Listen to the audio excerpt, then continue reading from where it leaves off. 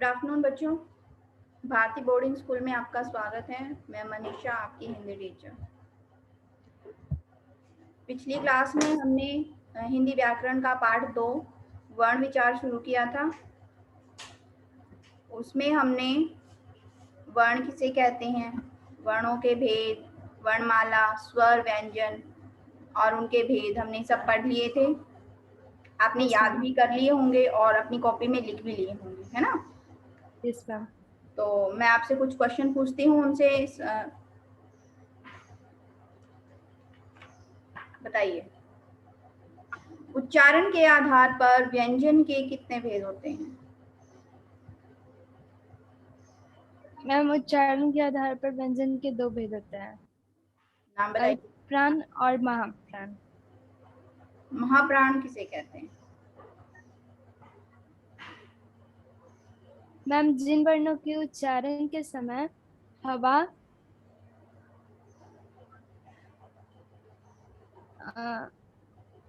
अधिक और अधिक वेग से बाहर निकलती है, उन्हें हम अल्पप्राण कहते हैं। महाप्राण कहते हैं। यस मैम, महाप्राण। महा का मतलब होता है बड़ा, ज्यादा, है ना? यस इसलिए मैम। जो वायु निकलेगी बाहर हमारे मुंह से, वो अधिक मात्रा में निकलेगी और अधिक वेग से बाहर निकलेगी। Yes ma'am. द्वित्व व्यंजन कौन से होते हैं? मैम, जब एक व्यंजन ध्वनि अपने समान व्यंजन ध्वनि से संयुक्त होती है तो उसे हम द्वित्व व्यंजन कहते हैं। जैसे जैसे क, च। जैसे बच्चा मैम। बच्चा में च और च दोनों जब मिलेंगे, दोनों एक जैसे हैं, तो उनको मिलाकर जो नया व्यंजन बनेगा उसको हम द्वित्व व्यंजन कहेंगे। व्यंजन के कितने भेद होते हैं? मैम, व्यंजन के 3 भेद होते हैं मैम। स्पर्श व्यंजन, अंतस्थ व्यंजन और ऊष्म व्यंजन। Ma'am, you are muted. Copy बंद है आपकी? Yes ma'am. ओके, बताइए। अंतःस्थ व्यंजन कौन से होते हैं? मैम, अंतस्थ व्यंजन स्वर और व्यंजन के बीच में होते हैं। ये ना तो पूरी तरह से स्वर होते हैं और ना ही पूरी तरह से व्यंजन। जैसे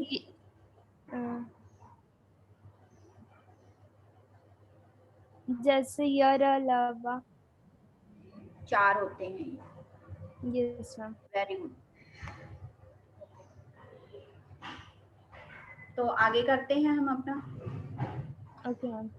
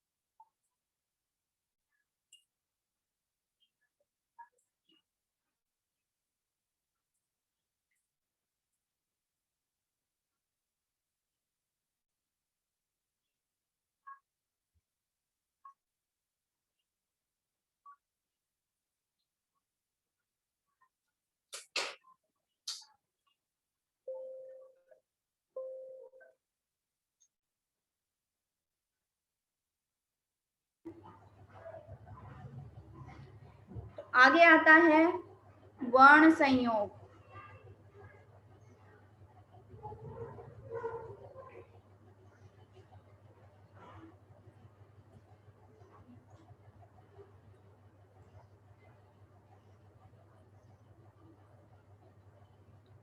वर्ण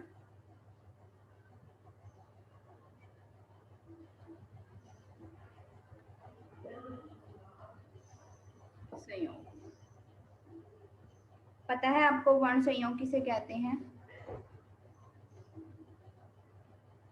नो मैम।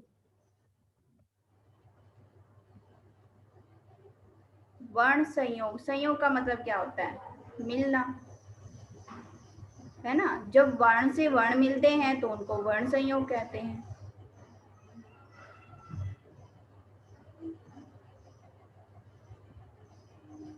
इसकी परिभाषा होगी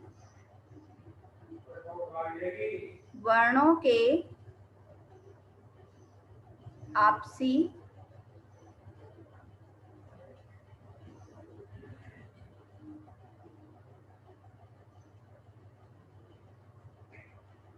संयोग को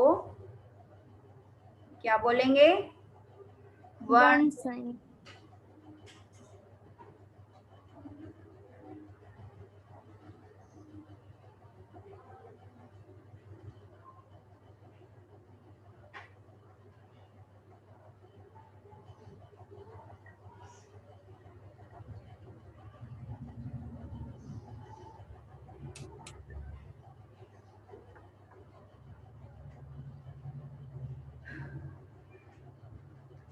पहला होता है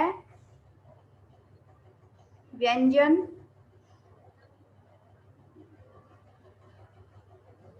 और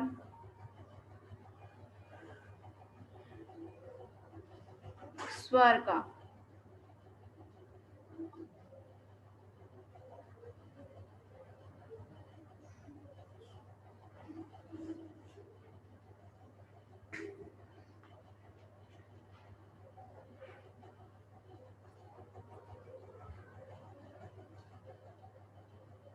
अभी ठीक है? Yes ma'am. व्यंजन और स्वर का संयोग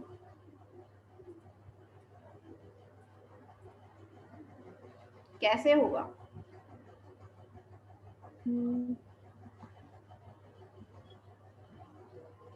बताइए। मैम जब व्यंजन और स्वर मिलेंगे तब। स्वरों की सहायता के बिना किसी भी व्यंजन का उच्चारण नहीं किया जा सकता, है ना? ये तो हम पहले पढ़ चुके हैं ना। तो लिखिए, स्वरों की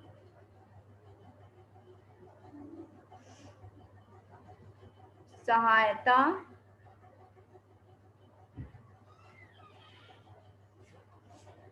के बिना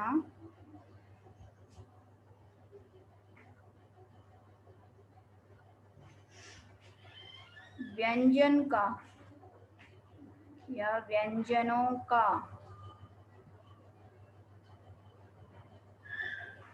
उच्चारण संभव नहीं।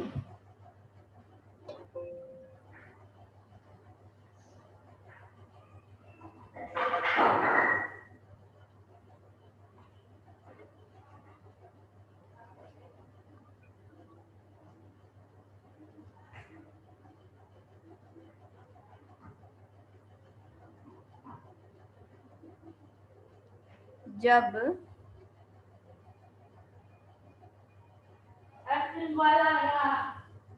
व्यंजन में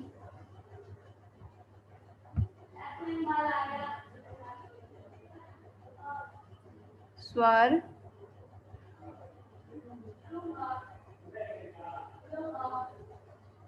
न मिला हो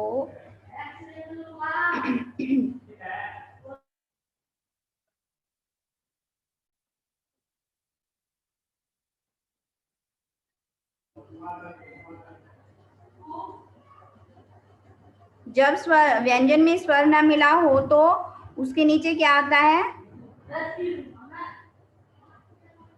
उसके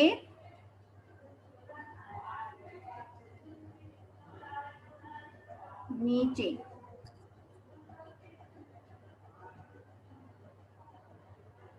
हलंत। हलंत कैसे होता है? ऐसे हलंत चिन्ह लगाते हैं।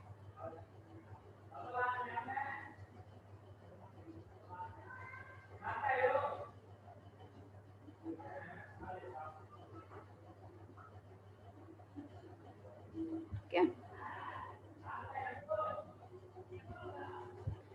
Yes ma'am. ये तो हम पहले पढ़ चुके हैं कि स्वरों की सहायता के बिना हम व्यंजनों का उच्चारण नहीं कर सकते। जब जब तक व्यंजन में स्वर नहीं मिला होता तो हम उसके नीचे क्या लगाते हैं? हलन। ये कैसे होता है? ऐसे छोटा सा निशान होता है, ठीक है। Yes ma'am. अब आता है व्यंजन का व्यंजन से संयोग।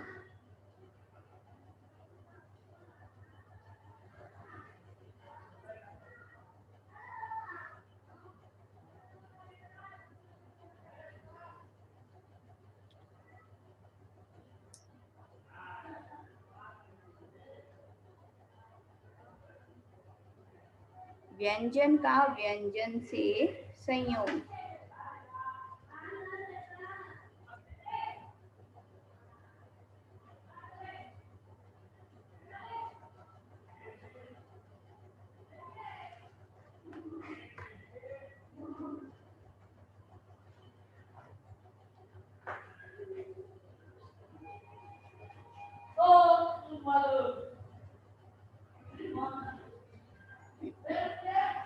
जब हम एक व्यंजन को दूसरे व्यंजन से मिलाते हैं तो क्या बनता है? मैम संयोग। संयुक्त व्यंजन बनता है। और व्यंजन को व्यंजन से मिलाने के कुछ नियम होते हैं।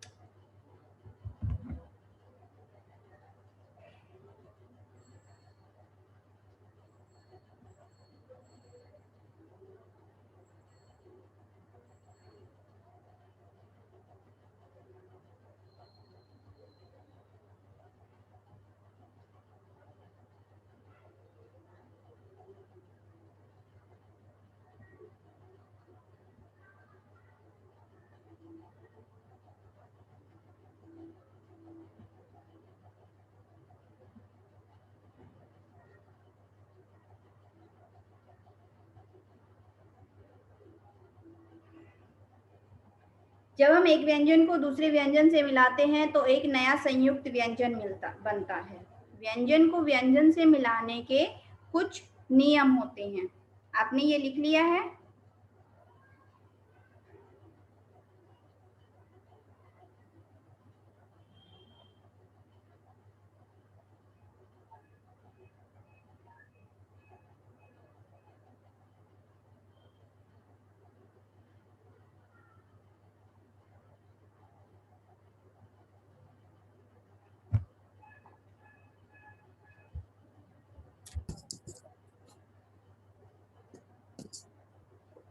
Done ma'am.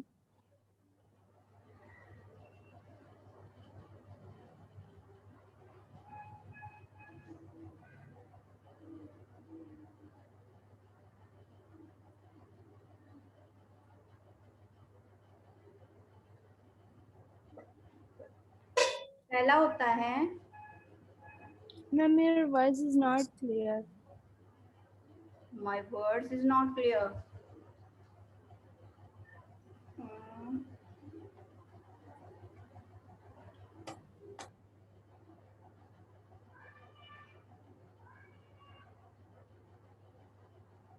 बेटा नेटवर्क इशू हो सकता है।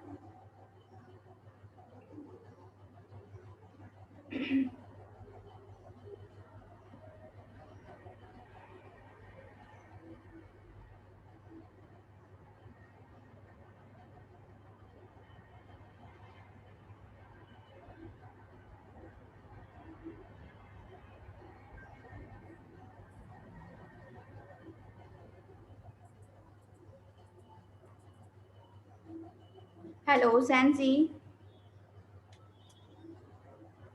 Yes ma'am. अब आपको क्लियर आवाज आ रही है मेरी? Yes ma'am. ओके।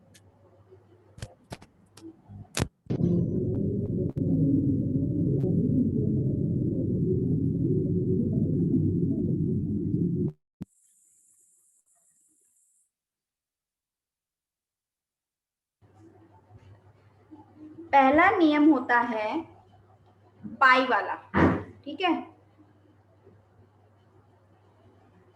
पहले हम जानते हैं पाई होती क्या है।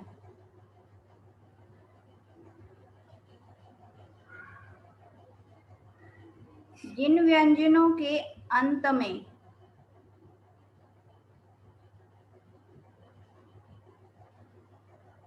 एक खड़ी रेखा होती है, एक खड़ी रेखा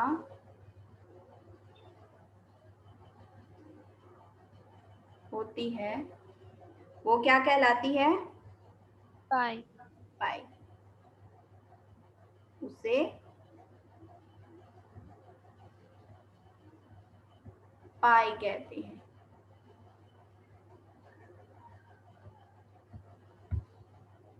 जो पाई वाले व्यंजन होते हैं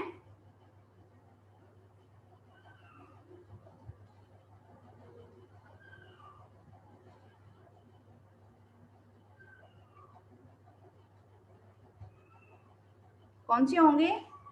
जिनके अंत में एक खड़ी रेखा होगी, यानी कि ऐसे लाइन होगी। खड़ी रेखा यही होती है ना, खड़ी ऐसे। जिनके अंत में ये होगी उसको, वो हमारे हो जाएंगे पाई वाले व्यंजन। कौन से होंगे वो? पाई वाले व्यंजन। ख, ग, घ और अ। च। बेटा हम व्यंजनों की बात कर रहे हैं, स्वरों की नहीं कर रहे हैं। तो स्वर है ना? यस ज मैम। यस। ज, झ। इया। झ। ये सब क्या है? जिनके अंत में ऐसी लाइन होगी, ऐसी खड़ी रेखा होगी, वो होंगे पाई वाले व्यंजन। समझ आ गया? Yes ma'am. जब हम पाई वाले व्यंजनों को पाई वाले व्यंजनों से मिलाते हैं, ठीक है, वर्ण संयोग की बात कर रहे हैं ना हम यहाँ पे। अब जब यस मैम। पाई वाले व्यंजनों को पाई वाले व्यंजन से हम मिलाएंगे, संयोग करेंगे, तो जो पहले वाला पाई वाला व्यंजन होता है उसकी पाई खत्म हो जाती है।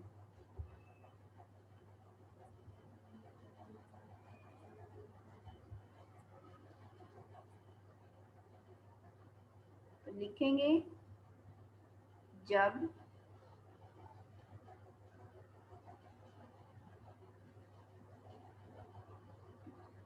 पाई वाले व्यंजनों का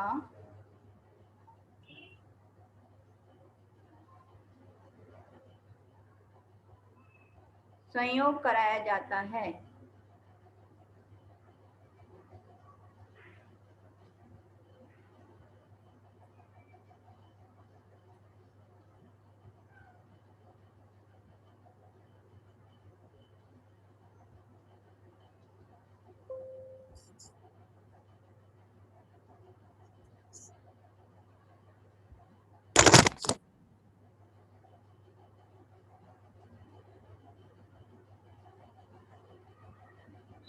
पहले वाले व्यंजन की पाई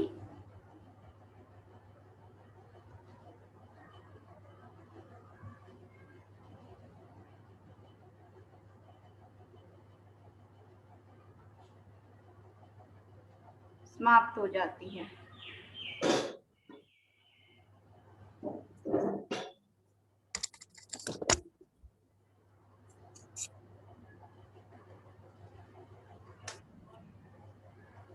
जैसे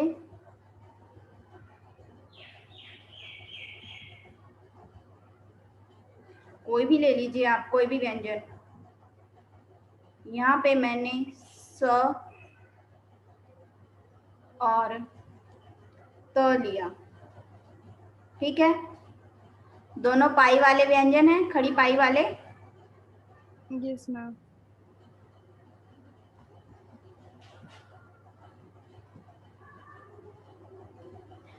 पहले वाले की, यानी पहले वाला ये है, इसकी पाई खत्म हो जाएगी, ये हो जाएगा ऐसे और त। ठीक है, और इसका एग्जाम्पल होगा बसता, है ना। जब दो खड़ी यस पाई वाले व्यंजन एक साथ मिलते हैं तो पहले पाई वाले व्यंजन की पाई खत्म हो जाती है। ठीक है, जैसे मैम। और लेते हैं, ग प्लस क्या ले,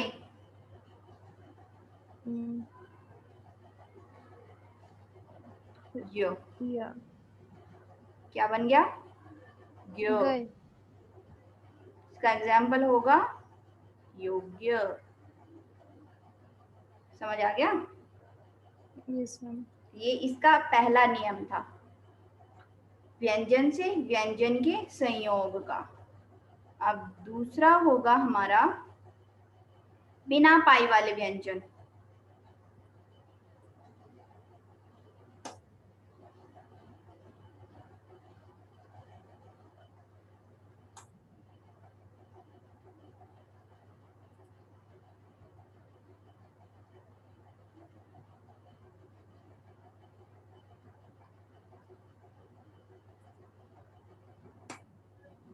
बिना पाई वाले व्यंजन कौन से होते हैं? मैम छ, र, ट, छ और र, ट, ट, ठ, ड, ड, ढ, द। ढ। ये सब क्या है, बिना पाई वाले हैं, क्योंकि इनके अंत में एक खड़ी रेखा नहीं है।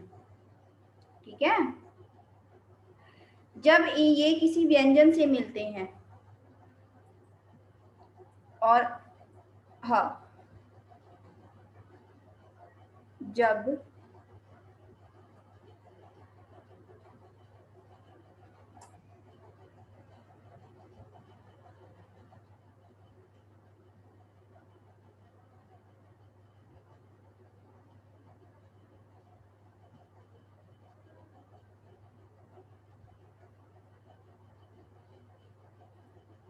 तो क्या हो जाता है,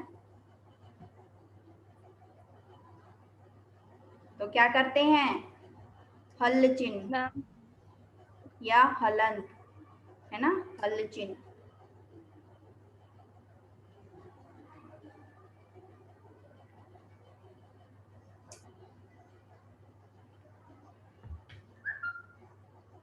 लगाकर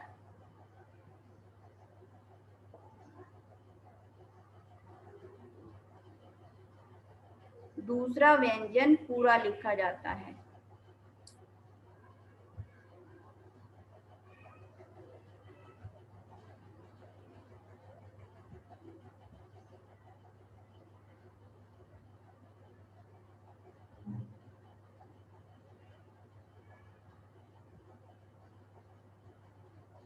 ठीक है, जैसे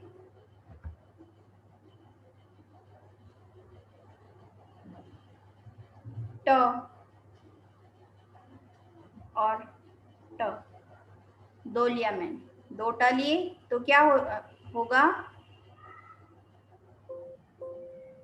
इसको ऐसे ही लिखा जाएगा,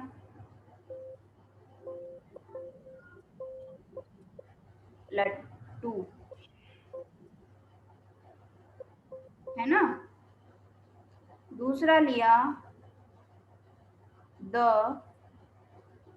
और ध, इसको कैसे लिखेंगे, द, ऐसे लिखा जाएगा। Yes ma'am. का एग्जाम्पल होगा शुद्ध। समझ आ गया आपको? Yes ma'am. क्या, यानी जो बिना पाई वाले व्यंजनों का जब हम संयोग कराते हैं तो जो पहले वाला व्यंजन होता है उसके नीचे हलंत लग जाता है और दूसरा व्यंजन पूरा लिखा जाता है। ओके बच्चे, यस मैम। लिख लिया है आपने? Yes ma'am.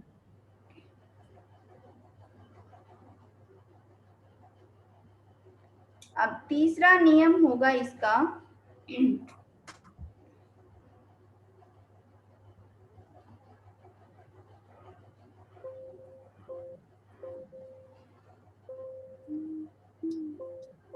द्वित्व व्यंजन मैं आपको बता चुकी हूँ, है ना?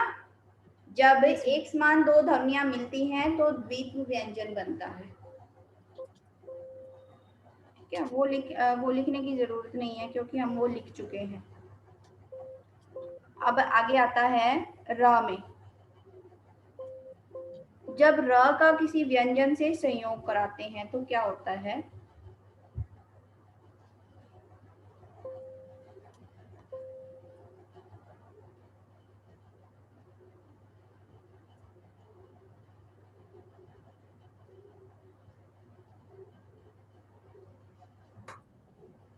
र के संयोग में सबसे ज्यादा असावधानी होती है, सबसे ज्यादा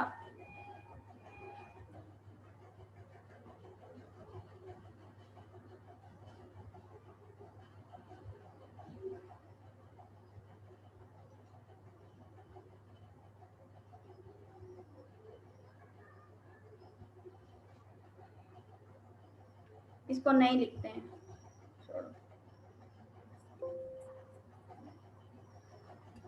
र के संयोग में नियम लिखते हैं हम सीधा।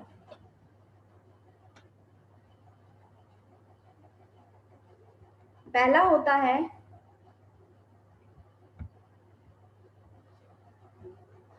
जब र स्वर रहित होता है,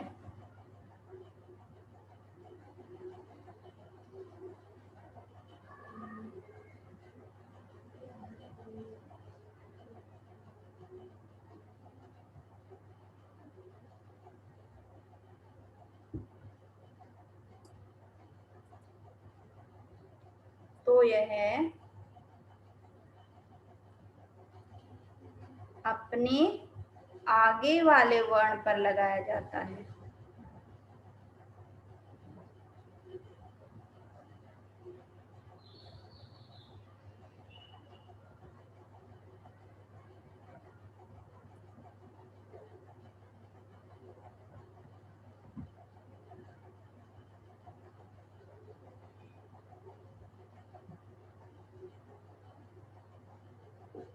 इसे क्या बोलते हैं?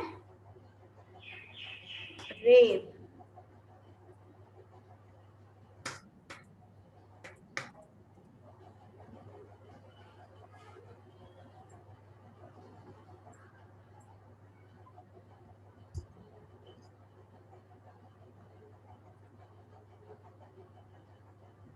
जब र स्वर रहित होता है यानी र के साथ स्वर नहीं होता तो उस स्थिति में हम उस र को उससे आगे वाले वर्ण के ऊपर लगा देते हैं।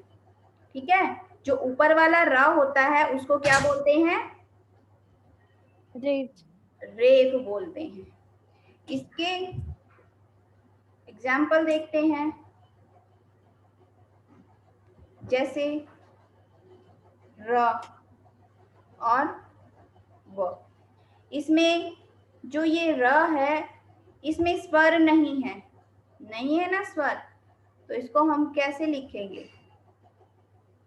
इससे आगे वाला ये इसके ऊपर लगा देंगे इसको ऐसे। इसका एग्जाम्पल होगा पर्वत। ठीक है, यस मैम। र प्लस द,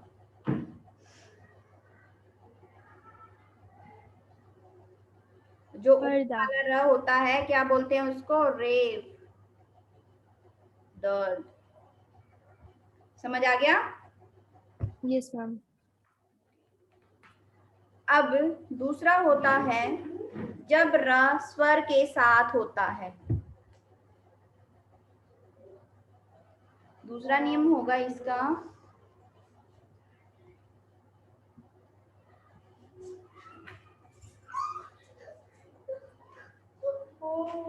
र से पूर्व कोई भी स्वर रहित व्यंजन हो, र से पूर्व पहले कोई भी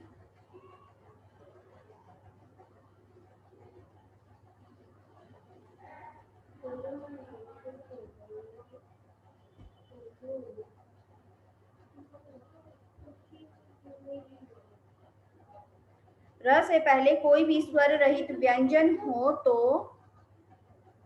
र को उसके पैरों में लगा देते हैं।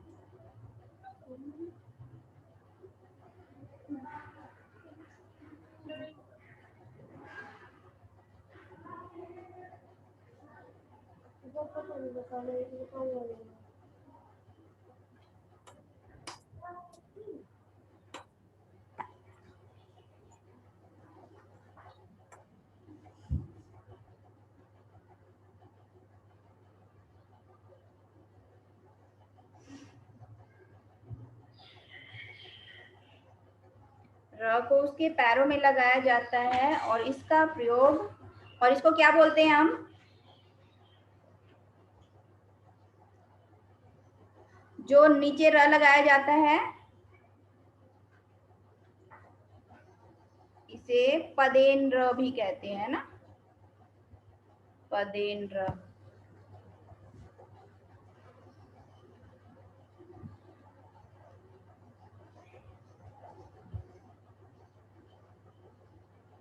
जैसे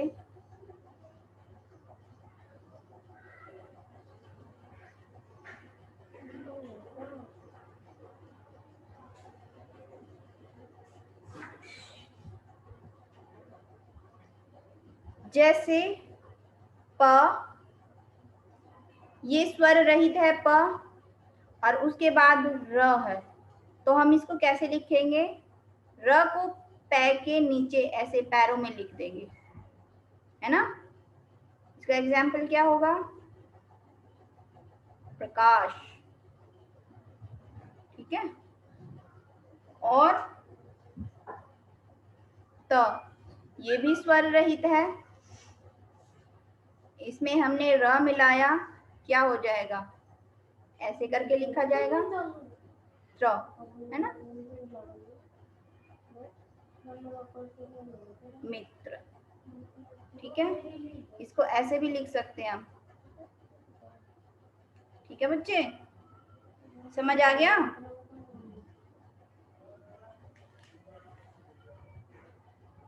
अब आता है वर्ण विच्छेद, लास्ट टॉपिक हमारे चैप्टर का।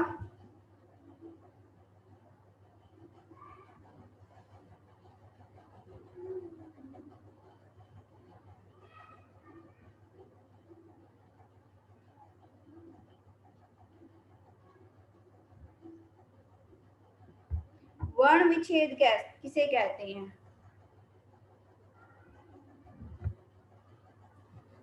मैम वर्णों को अलग करना। किसको? मैम वर्णों को अलग को करना। अलग करना। किसी शब्द में प्रयुक्त वर्णों को, किसी शब्द में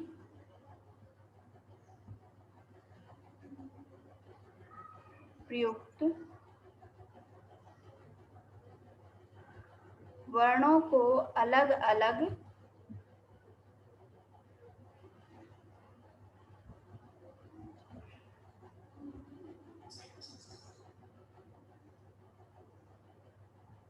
करने की प्रक्रिया।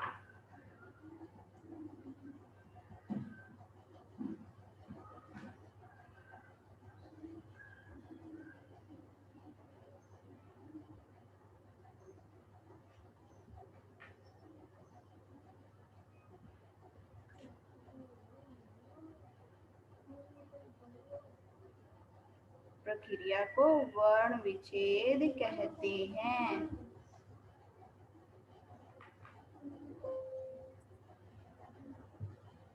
जैसे, लिख लिया बच्चे आपने ये? Yes ma'am.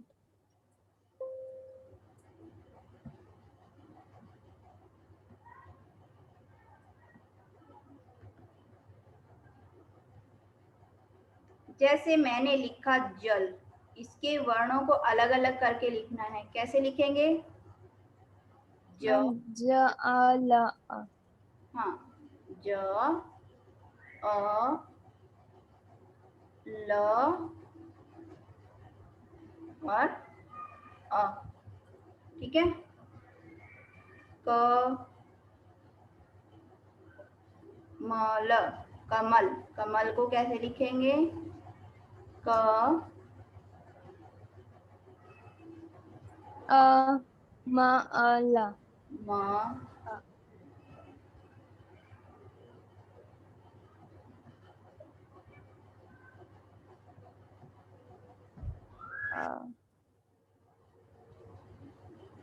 ठीक है, ये होता है वर्ण विच्छेद। इसको कैसे लिखेंगे ये बताइए मुझे, इसका वर्ण विच्छेद बताइए।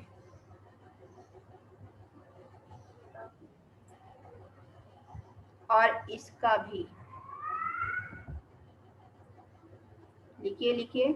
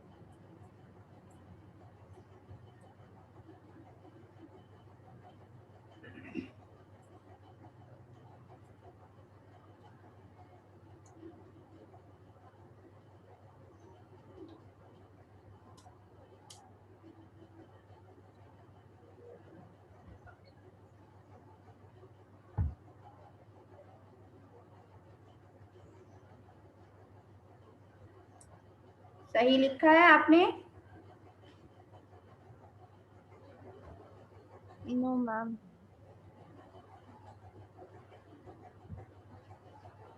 यहाँ पे द्वित्व न है, तो आपने तो यहाँ पर सिंगल ही लिखा है।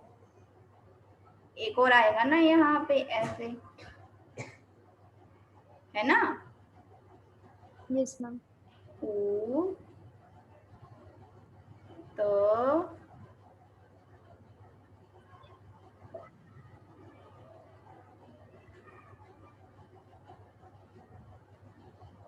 न प्लस न और प्लस अ। ठीक है, ऐसे ही इसका भी होगा। अ, स, अलन, प, अ, श, ट और अ। ठीक है,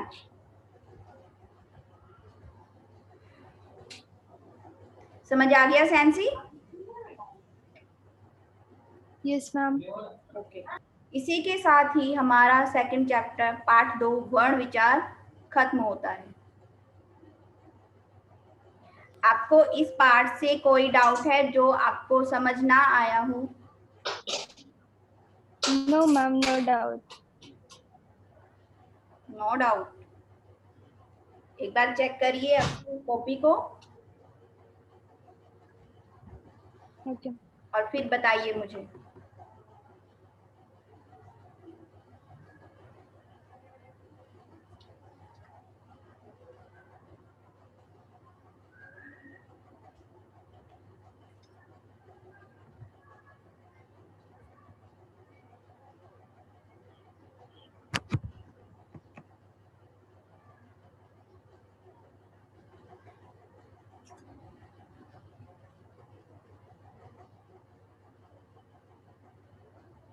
नो मैम, नो डाउट।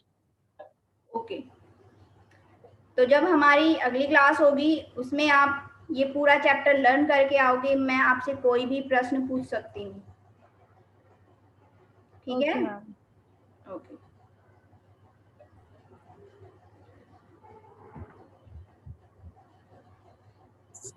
तो इसी के साथ हमारी आज की क्लास खत्म होती है। मिलते हैं अपनी अगली क्लास में एक नए विषय के साथ। ओके, तब तक बाय मैम।